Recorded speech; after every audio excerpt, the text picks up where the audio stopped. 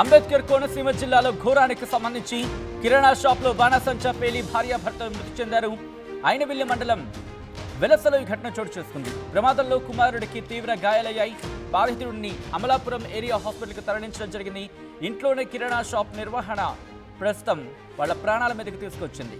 బాణాసంచా అక్రమంగా నిల్వ ఉంచినట్లుగా సమాచారం అందుతోంది. సో దానికి సంబంధించిన బ్రేకింగ్ న్యూస్ చూస్తున్నారు.